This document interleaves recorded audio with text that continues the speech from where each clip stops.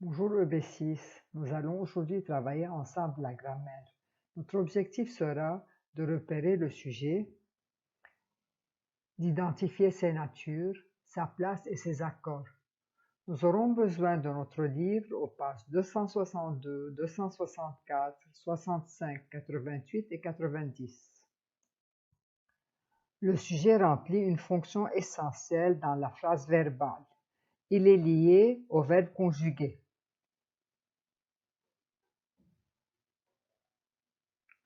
Dans la phrase, les élèves lisent un conte. Le verbe conjugué est lise. Quel est le sujet du verbe? Pour le repérer, on peut soit poser la question qui est-ce qui lise? Ce sont les élèves qui lisent. Les élèves qui se trouvent entre l'expression ce sont qui et le sujet. On peut encore repérer le sujet du verbe en observant l'accord sujet-verbe. Les élèves lisent. On remarque que le verbe lise s'accorde avec le sujet élève qui est au pluriel. On peut aussi, pour repérer le sujet du verbe, remplacer le sujet par un pronom personnel. Si nous remplaçons les élèves par un pronom personnel, nous dirons ils lisent.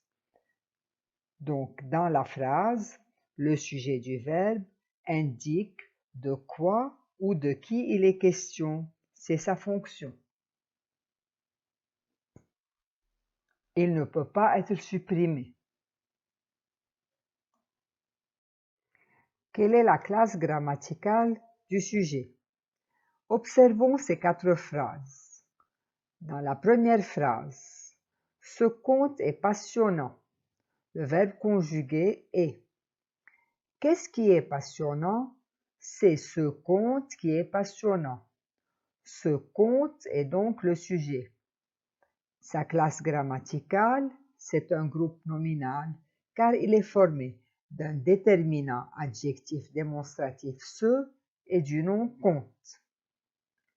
Dans la deuxième phrase, nous avons remplacé le sujet ce conte par le pronom personnel il. Il est passionnant. Dans la quatrième phrase, qui est-ce qui aime lire? Ce sont tous qui aiment lire. Tous est donc le sujet. Sa nature, c'est un pronom indéfini. Passons maintenant à la quatrième phrase. Lire est passionnant. Qu'est-ce qui est passionnant? Lire. Lire est donc le sujet. Sa classe grammaticale est un verbe à l'infinitif. Donc nous remarquons que les classes grammaticales les plus fréquentes du sujet sont le nom ou le groupe nominal, le pronom ou le verbe à l'infinitif. Et si nous regardons bien ces 4 phrases, nous remarquons que le sujet est généralement placé avant le verbe. Donc dans les phrases ce conte est passionnant, il est passionnant, tous aiment lire, lire est passionnant, la place du sujet habituel est avant le verbe. Maintenant nous allons voir quand le sujet se trouve après le verbe, quand il est inversé. Regardons les phrases suivantes. Où rôde-t-il? C'est une phrase interrogative. Il est le sujet, il est inversé. Quels magnifiques animaux sont les loups? Ce sont les loups qui sont magnifiques. Donc dans cette phrase exclamative, les loups est un sujet inversé. Passons à la troisième phrase. Dans la forêt rôdent les loups. Ce sont les loups qui rôdent dans la forêt. Quand la phrase commence par un complément circonstanciel, le sujet est en général inversé. Il se trouve après le verbe. C'est pourquoi les loups se placent après le verbe rôder. Dans les dialogues, Les loups rôdent, affirma le chasseur. C'est le chasseur qui affirma. Dans cette phrase incise, le sujet est inversé. Donc, le sujet se trouve avant le verbe en général, après le verbe dans les phrases interrogatives ou exclamatives, quand la phrase commence par un complément circonstanciel et dans les phrases incises du dialogue. Comment accorder le verbe avec le sujet? Prenons la phrase « Les guerriers dévalent la colline ». On trouve le verbe avant tout dans la phrase. Le verbe est dévale. Mais comment écrire sa terminaison?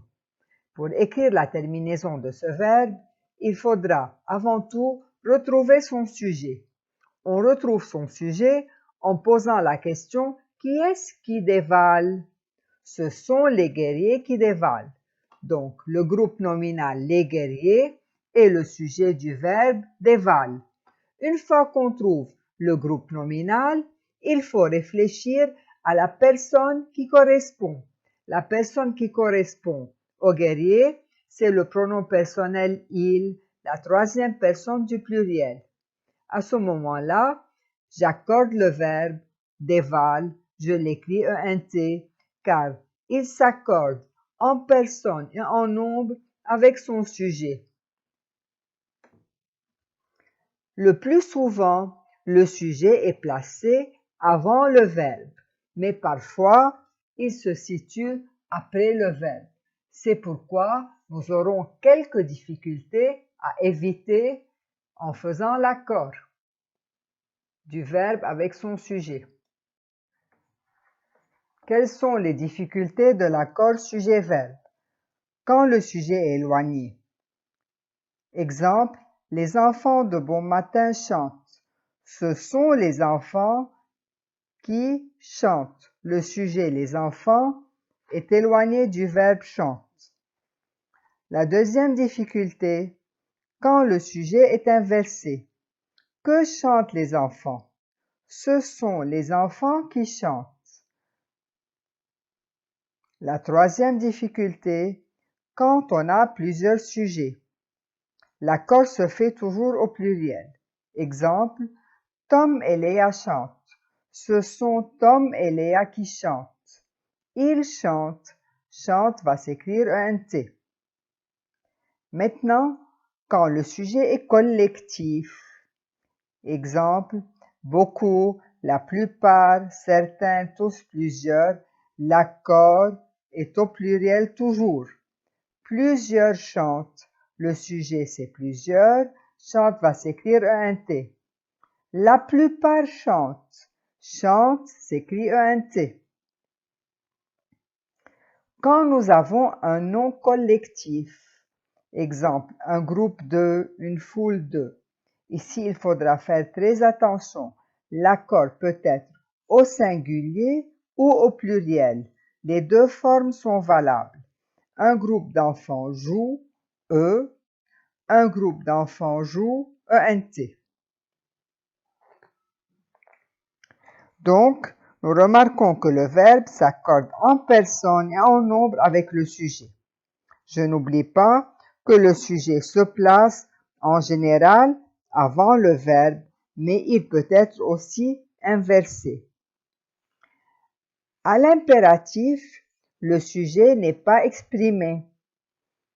Par exemple, si je vous dis maintenant « Allez, revoyez bien le cours ».